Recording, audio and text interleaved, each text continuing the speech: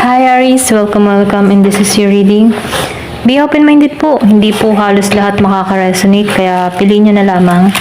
And thank you nga po pala sa mga nagsusubscribe, lalo na po sa mga bumabalik. Maraming pong salamat. Give me the message for Aries. Ano yung mensahe para sa iyo ngayong October? Give me the message for Aries. Ano yung mensahe sa iyo ngayong October?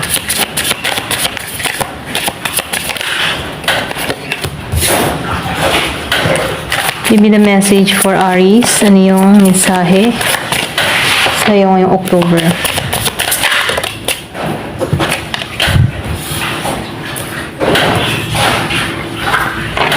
Give me the message for Aries.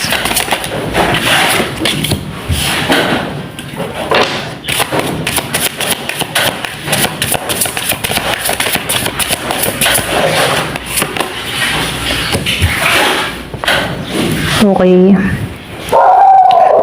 So, nakikita ko dito yung Aries, karamihan sa inyo, merong katapangan, So, kumbaga, andun yung katapangan mo magpunyagi, andun yung katapangan mo na gumawa ng isang hakbang na kung saan, nakatuon ka sa tagumpay, okay?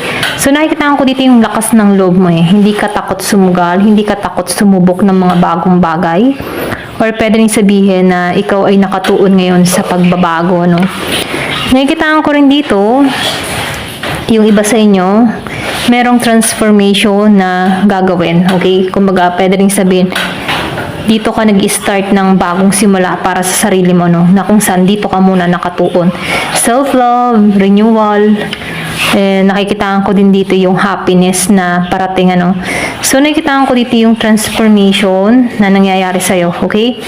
Yung iba sa inyo, nakikita ko dito na sinusunod mo na yung iyong mga kutob-kutob, yung inyong intuition, or pwede rin sabihin na highly intuitive ka, So, nakikita ko dito na ikaw yung tipo ng tao na malakas yung pakaramdam. Yung iba sa inyo, pwede rin sabihin na meron kang mga ginagamit na amulet or pwede rin sabihin protection, Or pwede rin sabihin na malakas yung iyong spiritual ability, Or pwede rin, open ka ngayon, ginigising ka dito sa ganitong path, okay? Yung iba sa inyo, pwedeng nagiging aware ka sa mga nangyayari or sa mga iniisip mo, okay? Sa mga bagay-bagay na gagawin mo, aware ka dito. Kumbaga, nagiging kang matalino sa pagpapasya or sa mga gagawin mong hakbang, okay? Tungo sa prosperity dito, So, nakikita ko dito, yung iba sa inyo, mananagana, or pwede rin sabihin, meron ditong biyaya na parating sa'yo, Kumbaga, ipagkakalob to sa'yo, okay? So, dito, sa intuition, sinusunod mo kung ano yung gusto mo mangyari, or pwede rin sabihin, meron ka ng ginagawang hakbang, para ma-develop or may pagbabagong gawin ka sa sarili mo, okay? So, nakikita ko dito na konektado ka sa inner voice mo, sa intuition mo, Kumbaga, sinusunod mo to, okay? Kumbaga, iniiwasan mo yung mga dapat iwasan at kumbaga, meron kang sinusunod na pattern na kung saan dito ka nag-i-evolve, dito ka nag-grow, okay? Yung transformation. Pwede rin sabihin, nakikita ko rin dito na ikaw, meron kang gagawin sa sarili mo. Okay? Yun ang feel ko Meron kang gagawin sa sarili mo or pwede rin, meron kang pagpaplano na babaguhin sa sarili mo. Or tatry ka ng mga, sabihin natin na mga ibang experience, tatry ka mag-explore, okay? Mag-explore ka, tatry ka, or susubok ka ng mga bagong bagay. Or pwede rin sabihin, meron kang gagawin sa sarili mo na hindi mo pa ginagawa. For example, kung hindi ka pala makeup na tao, magme-makeup ka or pwede rin sabihin, pag-aaralan mo, Or kung halimbawa yun sa pananamit mo, may babaguhin ka, okay?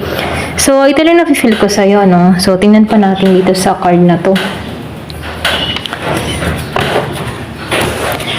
Kumbaga, na-feel ko dito yung transformation, self-love, or pwede rin sabihin, inuudyo ka dito, Mag-self-love ka. Ayan. Give me the message for Aries.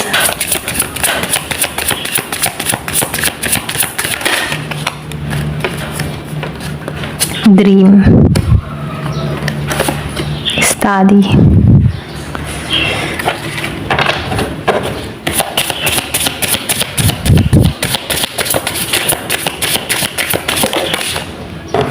death,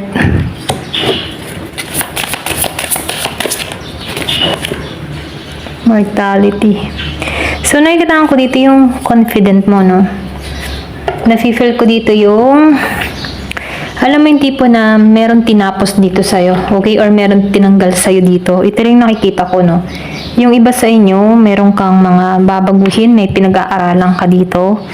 Kumbaga, nakatuon ka sa mga pangarap mo, okay? Susundin mo yung mga pangarap mo dito. So, nakikita ko rin dito yung focus, okay? Focus. Alerto ka, meron kang gagawing hakbang. Meron ditong tagumpay, okay? Meron bagong simula na naghihintay sa'yo.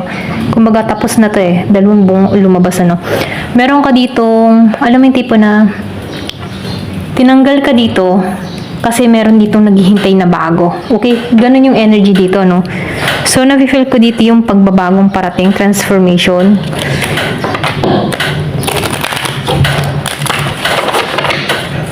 Give me the message.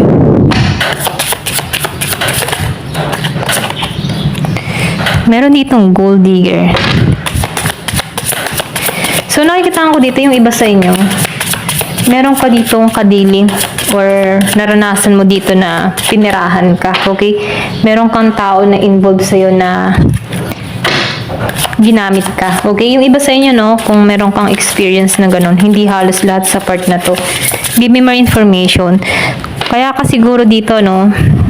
Meron kang tinapos dito sa death. Pwedeng tinanggalan mo na to, okay? So, meron ditong pagsunod sa kanyang mga pangarap, okay? Doon siya nakatuon sa pangarap niya. Yung iba naman sa inyo, nakaranas dito na pinirahan ka, kinuwartahan ka, ginamit ka, okay? Kasi pwede rin ikaw yung tipo ng tao na hindi ka madamot, ano?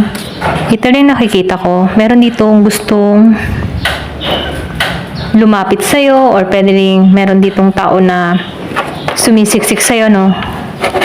Gustong makakuha ng benepisyo sa'yo. Kung ikaw ay nagiging mapala dito or pwede rin meron ditong tao na kung saan lalapit sa'yo. Okay? Yung iba sa inyo na hindi halos lahat.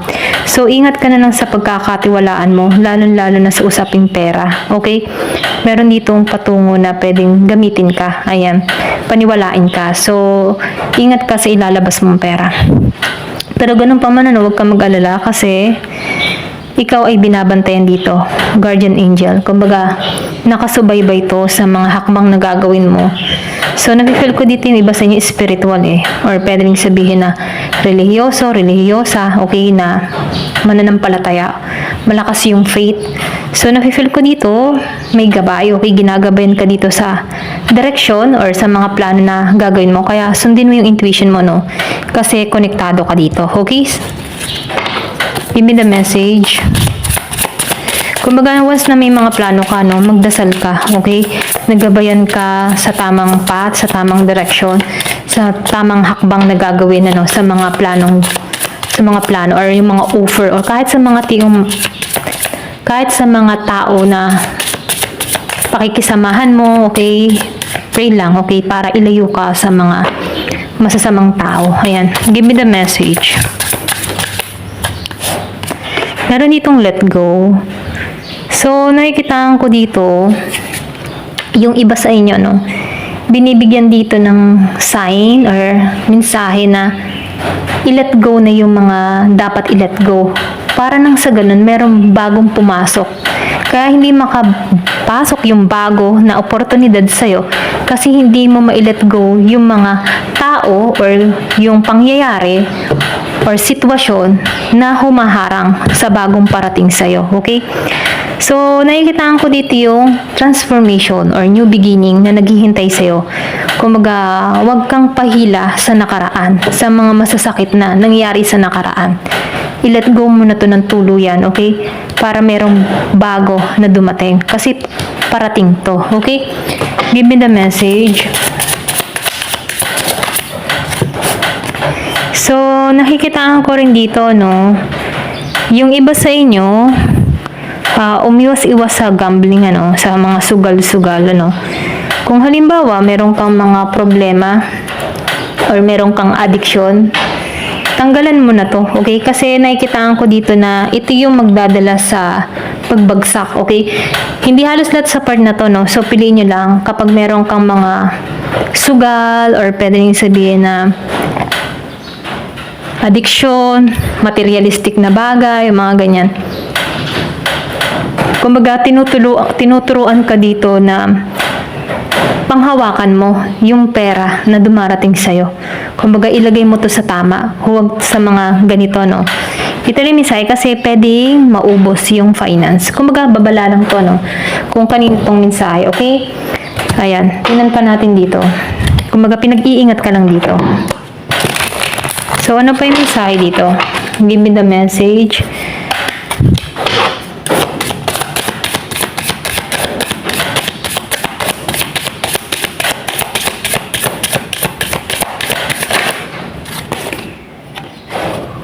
My own energy.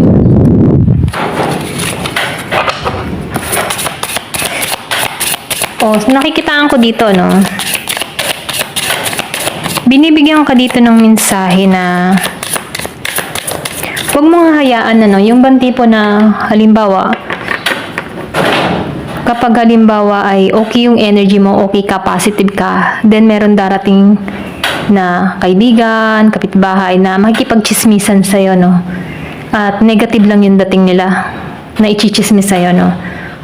Huwag mong i-absorb or huwag mong patulan yung mga mensahe na aanin nila. Kasi pwedeng matangay ka sa mga bad energy. Kaya sinasabihan ka dito, kailangan mong maging aware sa iisipin mo, okay, sa mga sasabihin mo. So, protect your energy dito, okay? Ito lang yung mensahe dito kasi pwede itong maka-apekto sa'yo kapag bad news lang yung mga mensahe, ano? Kaya once na halimbawa, bad news yung dating na balita ng isang kaibigan, kapitbahay, kaanak, or na magbibigay ng mensahe sa'yo, wag mo na lang siyang pagtuunan ng pansin, okay? Huwag kang magbigay ng energy do. Sabi natin, makinig ka, pero huwag ka na lang mag-comment na sasakyan mo din yung mga sasabihin nila. Kasi pwedeng maapektuhan ka doon, okay? Kaya mas mainam kapag may mga negatibo na mensahe, huwag mo na lang pagtuunan ng pansin. Iwasan mo na lang, okay?